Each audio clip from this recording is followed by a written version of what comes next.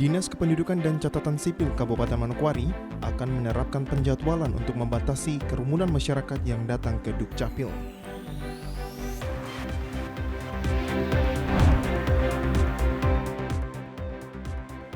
Kasus pencurian motor di Manokwari masih mengalami peningkatan.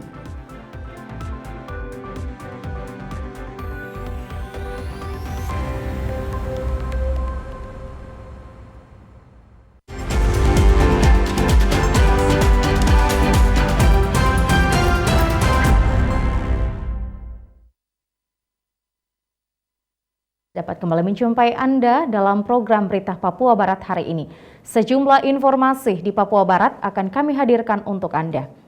Inilah berita utama. Pemirsa Dinas Kependudukan dan Catatan Sipil Kabupaten Manokwari akan menerapkan penjadwalan untuk membatasi kerumunan masyarakat dalam pengurusan administrasi kependudukan di masa pandemi COVID-19. Penjadwalan yang direncanakan oleh Dinas Kependudukan dan Catatan Sipil Kabupaten Manokwari bertujuan untuk mengurangi serta membatasi lonjakan masyarakat yang datang ke kantor Dinas Kependudukan dan Catatan Sipil Kabupaten Manokwari, sehingga tidak menimbulkan klaster baru. Kepala Bidang Pencatatan Sipil pada Dinas Dukcapil Kabupaten Manokwari, Hari Ramandei, mengatakan wacana yang akan diterapkan dalam menekan penyebaran COVID-19 di lingkungan Dinas Kependudukan dan Catatan Sipil Kabupaten Manokwari dengan membuat jadwal dari hari Senin hingga hari Rabu, pelayanan yang dilaksanakan yaitu pencetakan kartu keluarga dan akte kelahiran. Sedangkan hari Kamis dan Jumat perekaman dan pencetakan KTP. Untuk mengantisipasi hal-hal yang tidak kita inginkan, maka kami rencanakan mengatur jadwal. Misalnya, hari Senin sampai hari Rabu, itu pengurusan khusus untuk kami layani adalah dokumen kependudukan, yaitu kartu keluarga, pencetakan kartu keluarga, pengambilan, dan belangko akte kelahiran atau pencetakan akte kelahiran. Itu antara hari Senin, Selasa, dan Rabu. Hari Kamis sampai hari Jumat itu kami rencanakan rekaman dan pencetakan KTP. Jadi saat ini yang menjadi kendala mengatur masyarakat agar tetap menerapkan protokol kesehatan, sehingga dari Dinas Kependudukan dan Catatan Sipil berharap ada dukungan dari Satpol PP dan juga tim gugus tugas COVID-19. Kami mohon bantuan dari tim gugus tugas COVID. Terima kasih, mereka sudah bantu kami tenda.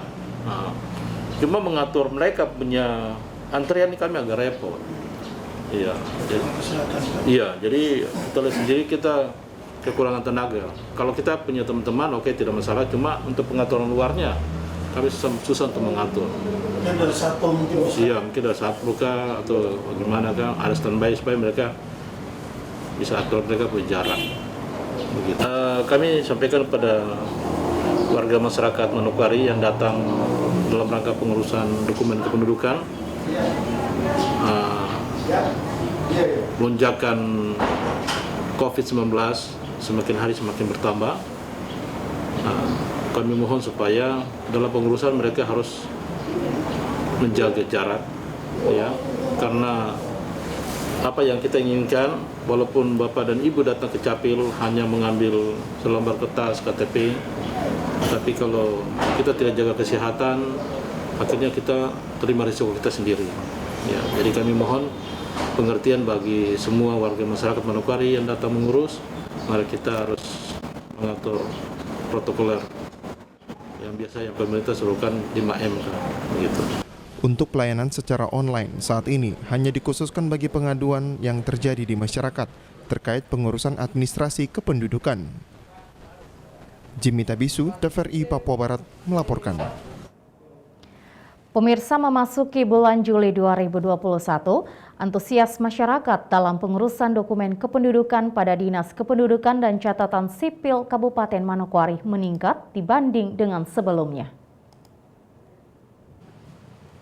Memasuki pertengahan tahun 2021, peningkatan kepengurusan dokumen kependudukan pada Dinas Kependudukan dan Catatan Sipil Kabupaten Manokwari meningkat. Hal ini terlihat dari kunjungan masyarakat dalam sehari bisa mencapai 200 lebih masyarakat yang datang untuk mengurus dokumen kependudukan. Kepala Bidang Pencatatan Sipil pada Dinas Dukcapil Kabupaten Manokwari, Hari Ramandei, saat diwawancarai di ruang kerjanya mengatakan, lonjakan dokumen kependudukan pada saat pembukaan penerimaan siswa baru, penerimaan tes CPNS atau TNI Polri, dan juga saat ini masyarakat akan divaksin harus memiliki kartu identitas. Hal tersebut yang menjadi pemicu lonjakan kepengurusan dokumen kependudukan. Lonjakan dokumen kependudukan itu pada saat anak masuk sekolah, kemudian pada saat penerimaan tes CPNS atau TNI Polri, itu lonjakan sangat gratis. Ditambah lagi masyarakat kan perlu vaksin. Vaksin kan butuh KTP atau keluarga, itu pun lonjakan. Jadi saya juga heran, kami juga heran di sini kok masyarakat semakin banyak. Ya, tapi kami nggak tahu kebutuhan mereka apa. Mereka datang hanya mengurus, kami hanya mengeluarkan dokumen mereka. Kami tidak tanya dalam rangka apa. Ditambahkan di bulan Juli diperkirakan lonjakan masyarakat yang mengurus dokumen kependudukan meningkat hingga 75%. Dari bulan-bulan sebelumnya, hal tersebut dilakukan karena dokumen kependudukan sangat penting. Kita lihat, saya lihat secara kasat mata, ya mereka datang itu, parkiran saya sudah sangat padat di tempat parkiran dan di halaman di luar. Nah, daripada yang kemarin-kemarin itu, kalau saya itu meningkat hampir 75%. Iya, lonjakan itu. Sampai kami mobil juga bisa masuk, motor juga tidak masuk-masuk. Namun dari lonjakan yang terjadi, ada beberapa program Dinas Kependudukan dan Catatan Sipil yang tidak berjalan maksimal selama pandemi COVID-19, yaitu program nikah massal yang dilaksanakan hanya mencapai 50% hingga 60%. Namun pelayanan tetap berjalan. Jimmy Tabisu, TVRI Papua Barat, melaporkan. Pemirsa, pemerintah Kota Sorong resmi menerapkan pemberlakuan pembatasan kegiatan masyarakat atau PPKM mulai tanggal 6 sampai 20 Juli 2021. Khusus untuk bandara dan pelabuhan di Sorong akan diperketat bagi penumpang dari luar Papua.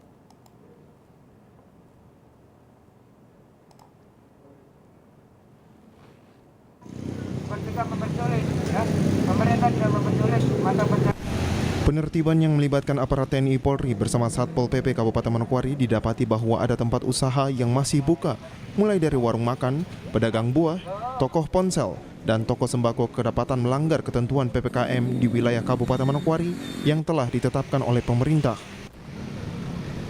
Kasat Sabara Ibtu Arif Fauzan mengatakan, penertiban PPKM dilakukan pihaknya ini guna menekan penyebaran COVID-19 di wilayah Manokwari dengan turun langsung ke jalan-jalan dan menghimbau kepada masyarakat agar mematuhi instruksi yang telah dikeluarkan oleh Bupati Manokwari. Bahwa di Manokwari, seperti yang kita lihat ini, Manokwari juga semakin hari semakin bertambah jumlah penderita COVID Corona, ya, tidak menutup kemungkinan kalau tidak dilaksanakan. Kalau tidak dilaksanakan, Bupati, ya. Yang antara ini isinya dalam pembatasan, pemberlakuan pembatasan kegiatan masyarakat, ya. Lihat di sebelah, ya. Kita disiplinkan mereka agar mematuhi, mentaati, ya, menjalankan apa yang diinstruksikan oleh Bupati. Sebelumnya Kapolres Manokwari AKBP Dadang Kurniawan Minjaya juga menghimbau kepada seluruh stakeholder, para tokoh masyarakat, tokoh agama dan tokoh adat di Manokwari untuk mendukung penerapan PPKM dari pemerintah untuk mencegah penyebaran COVID-19 di wilayah Kabupaten Manokwari. Polres Manokwari, kami menghimbau kepada rekan-rekan, stakeholder maupun para tokoh-tokoh, baik tokoh masyarakat, tokoh adat maupun tokoh agama yang ada di Kabupaten Manokwari khususnya, mari kita sama-sama turut serta membantu daripada suksesnya program PPKM Mikro, yang mana goalnya atau outputnya, tujuan akhirnya adalah untuk mengurangi daripada pandemi COVID-19 yang ada di Kabupaten Manokwari. Penyekatan ini sebagai tindak lanjut instruksi Gubernur Papua Barat nomor 443.2/1339/GPB/2021 tentang pembatasan kegiatan pemerintahan, sosial kemasyarakatan dan pelaku usaha dalam rangka percepatan pencegahan dan penanganan COVID-19. Natalindo Kerwai, TVRI Papua Barat melaporkan. Mohon maaf pemirsa, berita tadi merupakan informasi tentang petugas gabungan dari TNI Polri dan Satpol PP Kabupaten Manokwari melakukan operasi penertiban pemberlakuan pembatasan kegiatan masyarakat atau PPKM darurat ke setiap warung maupun toko di Manokwari. Informasi selanjutnya akan kami hadirkan setelah jeda berikut ini, tetaplah bersama kami.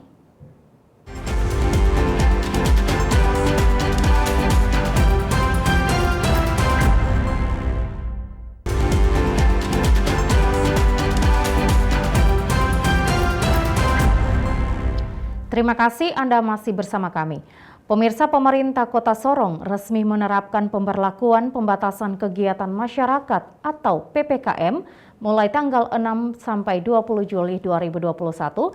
Khusus untuk bandara dan pelabuhan di Sorong akan diperketat bagi penumpang dari luar Papua Barat. Pemberlakuan pembatasan kegiatan mikro akan dilakukan hingga tingkat kampung dan kelurahan di Kota Sorong. Sesuai keputusan Wali Kota Sorong pertanggal 6 Juli hingga 20 Juli 2021 selama 14 hari ke depan. Menurut Wali Kota, terkait pemberlakuan PPKM mengatur tentang pembatasan kegiatan perkantoran ASN dengan bekerja dari rumah atau work from home. Selain itu, dalam edaran surat tersebut tentang pembatasan kegiatan sosial masyarakat dan swasta, perjalanan orang dalam wilayah Kota Sorong, serta pembatasan kegiatan keagamaan. Wali Kota Sorong Lambert Jitmau mengatakan, khusus untuk transportasi pesawat dan kapal laut akan dibatasi jumlah penumpang yang masuk ke wilayah Sorong. Tempat untuk masuknya virus corona ini masih lewat pelabuhan dan lewat bandara. Di bandara harus diperketat. Terus ada tim kesehatan ini yang nantinya bertugas di bandara. Untuk melakukan rapid dan lain-lain yang berkaitan dengan ini. Saya mohon kepada teman-teman kepala daerah Sorong Raya, tugaskan nakes dari wilayah masing-masing dan buka posko di bandara, supaya mereka punya warga yang mau bepergian kemana-mana itu, jangan merepotkan wali kota dan staf di Kota Sorong. Mohon yang sangat. Ini kalau tidak diikuti, mohon maaf. Saya tetap perintahkan bandara yang tidak mengikuti ini tetap diturunkan selama 14 hari. Dari Sorong, Mikael Jasman, TVRI Papua Barat melaporkan. Bupati Kaimana Freddy Tih didampingi Wakil Bupati Kaimana Hasbullah Furwada melaunching free wifi station di Taman Jokowi Iriana Kaimana. Kami rencanakan untuk Pak Bupati kami laporkan. Hadir dalam peresmian tersebut Kepala Dinas Infokom Kaimana Moses Werinusa, Kabak Humas dan Protokoler Kaimana Tomako Samaran, dan Kepala PT Telkom Kaimana Arnesius. Kepala Dinas Infokom Kaimana Moses Werinusa dalam sambutannya mengatakan peluncuran wifi stasiun pada ruang terbuka publik dan sejumlah tempat strategis di Kaimana Dilaksanakan dalam 2 tahap. Yang pertama sebanyak 6 titik, yang sudah teraktivasi sebanyak 3 titik, yang insya Allah puji Tuhan sebentar malam kalau tidak ada kendala sisa yang dicoba bisa diaktifasi. Artinya sebanyak 6 titik ini sudah bisa aktivasi semua, yaitu yang pertama di Taman Jokowi Iriana yang saat ini kita hadiri. Sekarang juga bisa silakan yang bawa Android bisa dicoba. Kalau ada yang belum paham untuk masuk, bisa ada teman-teman dari Telkom dan teman-teman dari Kominfo membantu untuk bisa aktifkan. Sementara itu, Bupati Kaimana Freddy Tih ketika memberikan sambutan sekaligus melaunching free wifi station yang merupakan salah satu program unggulan pemerintah Kaimana mengatakan peluncuran wifi gratis ini merupakan komitmen Bupati dan Wakil Bupati sesuai visi misi keduanya untuk membangun Kaimana. Kota dulu. Kota itu dari tadi saya bilang dari ada air sampai dengan doa. Berkaitan jumlah sementara itu kan ada 2 tahap. Tahap pertama yang 6, tahap kedua 10, karena itu berkaitan dengan slot. slot itu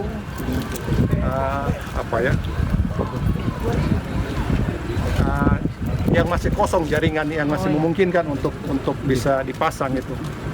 Dan juga tadi disampaikan Kepala Dinas Kominfo, ini ditempatkan di tempat-tempat fasilitas umum, bukan di rumah-rumah. Berkaitan pertanyaan Ibu tadi untuk kampung, ini nanti kita akan diskusi lagi dengan PT Telkom karena ini menyangkut jaringan. Ya, di kampung itu apa sudah ada jaringan atau belum? Kalau sudah ada pasti bisa, kalau belum kita jangan bicara yang terlalu jauh. Nah, mungkin itu Ibu. Dari Kaimana, Arfad Jempot, TVRI Papua Barat melaporkan. Pemirsa dalam rangka mendukung program aparat kampung sebagai anggota BPJS Kesehatan, siang tadi BPJS Kesehatan Manokwari bersama Dinas DPMK lakukan penandatanganan MOU. Guna menjalankan program kepesertaan aparat kampung menjadi peserta BPJS Kesehatan, Pemda Manokwari di tahun anggaran 2021 ini telah menganggarkan dana sebesar 221 juta untuk membiayai iuran BPJS tersebut. Agar program tersebut terlaksana, siang tadi di Aula Badan Pemberdayaan Masyarakat dan Kampung dilakukan penandatanganan MOU antara BPJS Kesehatan, Cabang Manokwari, dan pemerintah Kabupaten Manokwari melalui BPMK. Jadi pada tahun ini kita sudah menganggarkan lewat APBD Kabupaten sebesar 221 juta kurang lebih untuk pembayaran 4% BPJS Kesehatan yang dibiayai oleh Kabupaten Manokwari.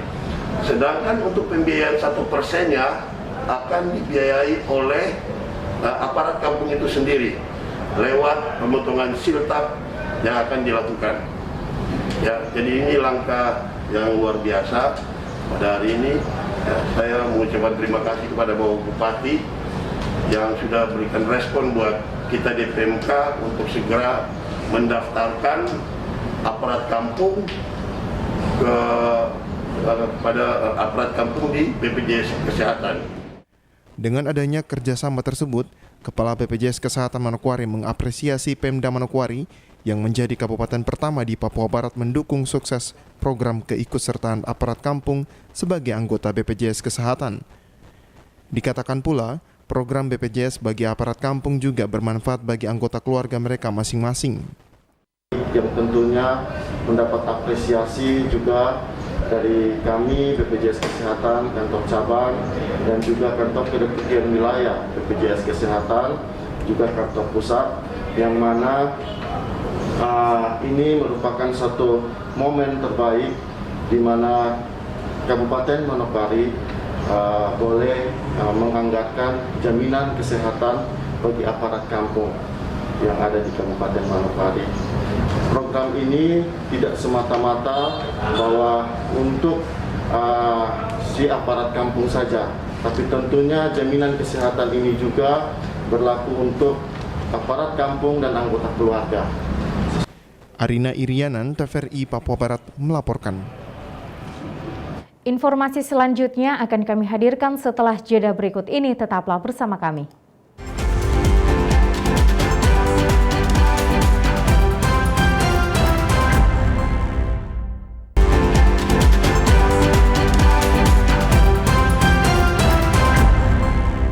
Terima kasih Anda masih bersama kami. Pemirsa, beberapa bulan terakhir kasus pencurian motor di Manokwari masih mengalami peningkatan yang cukup tinggi. Hal tersebut disampaikan Kasat Reskrim Polres Manokwari Ibtu Arifal Utama. Arifal menjelaskan ada 5 kasus yang menonjol di wilayah hukum Polres Manokwari. Salah satunya kasus pencurian bermotor menempati urutan pertama dalam kasus yang sering ditangani tim Opsnal Satreskrim Polres Manokwari.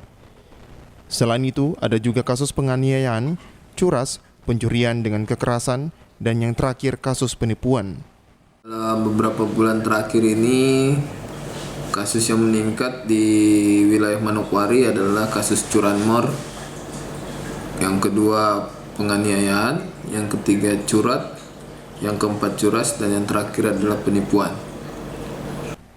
Arifal berharap ke depan masyarakat Manokwari tidak lengah dan selalu memperhatikan setiap kendaraan yang diparkir dan memastikan motor benar-benar telah dikunci dengan baik, sehingga tidak memberikan kesempatan kepada pelaku pencuri motor. Ia juga menghimbau agar masyarakat bisa menjadi polisi dan menjaga keamanan untuk diri sendiri. Dihimbau kepada masyarakat agar pertama, apabila dia meninggalkan kendaraan bermotor atau sedang parkir, harap dicek betul apakah sudah dikunci stangnya atau sudah dikunci ganda. Jadi yang seperti yang saya bilang dahulu, untuk masyarakat semua jadilah polisi untuk diri sendiri yang bisa jaga keamanan diri sendiri.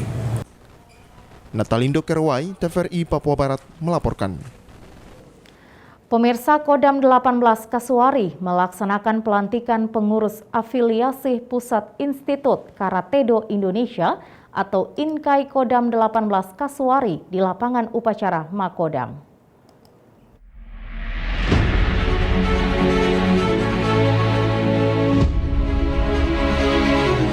Turut hadir Pangdam 18 Kasuari Inyuman Santiasa dan Wakil Ketua Umum 3 Pengurus Pusat INKAI Mahruk Elrik. Kepengurusan tersebut dilantik atas dasar instruksi Kepala Staf Angkatan Darat yang memerintahkan agar seluruh satuan di jajaran TNI Angkatan Darat harus membuat 2 padepokan bela diri, yaitu Padepokan Bela Diri Militer atau BDM dan Padepokan Bela Diri Umum lainnya. INKAI adalah salah satu pengurus karate tertua dan terbanyak di Indonesia yang telah memiliki nama besar dan atlet berprestasi dalam berbagai event baik skala nasional maupun internasional. Sesuai dengan perintah Bapak Kepala Staf Angkatan Darat bahwa setiap jajaran harus memiliki 2 padepokan. 1 padepokan bela diri militer, yang kedua padepokan umum. Manfaat mengikuti cabang olahraga karate ini banyak sekali manfaatnya. Yang pertama adalah kita bisa membentuk karakter ya, sesuai dengan sumpah karate yang tadi kalian sebutkan. Bagaimana membentuk kepribadian, bagaimana harus menjaga sopan santun. Yang kedua, ya, kemampuan bela diri ini juga harus dikuasai oleh setiap prajurit. Melalui olahraga ini, Kodam 18 Kasuari ingin membangun generasi-generasi yang berpotensi, unggul dan bermartabat untuk dapat berprestasi, khususnya di wilayah Papua Barat. Selain itu, Kodam 18 Kasuari bisa secara aktif ikut serta dalam tumbuh kembang cabang karate di Provinsi Papua Barat, serta memajukan bela diri karate secara nasional. Terima kasih untuk Kodam Panglimanya, kemudian untuk Kodam 18 Kasuari. Ini mengembirakan juga buat kita semua bahwa banyak di sini tentara-tentara remaja yang bertugas di sini. Mudah-mudahan di sini karate bisa lebih maju dan bisa memunculkan atlet-atlet yang berprestasi. Terima kasih yang sebesar-besarnya kepada Bapak Pangdam 18 Kasuari yang telah mendukung peresmian afiliasi INKAI Kodam 18 Kasuari, sehingga kedepannya bisa menjadi wadah untuk menjaring bibit-bibit unggul para atlet karate Papua Barat. Salam karate!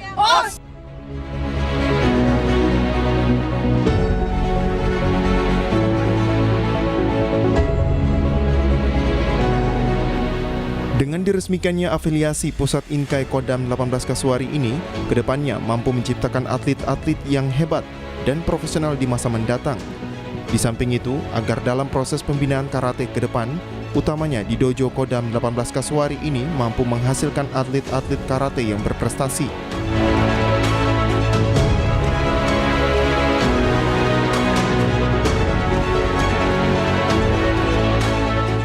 Selain pelantikan, juga dilangsungkan pemberian gelar dan kehormatan atau gelar tingkat tertinggi. Selain pelantikan, juga dilangsungkan pemberian gelar dan kehormatan atau gelar tingkat tertinggi sebagai ahli pada karate kepada Pangdam, Kasdam, Irdam, dan Kapok Sahli 18 Kasuari oleh INKAI.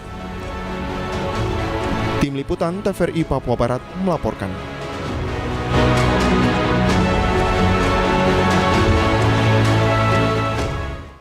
Pemirsa, informasi tadi sekaligus menutup jumpa kita dalam program Berita Papua Barat hari ini. Kami tetap mengajak Anda untuk mencegah penyebaran COVID-19 dengan cara memakai masker, mencuci tangan pakai sabun dengan air yang mengalir, menjaga jarak, menjauhi kerumunan, serta membatasi mobilitas dan bersedia divaksin sesuai kebijakan pemerintah. Indonesia pulih karena aku, Indonesia pulih karena kamu, Indonesia pulih karena kita. Mewakili kerabat kerja yang bertugas, saya Maria Talim Bekas mengucapkan terima kasih dan sampai jumpa.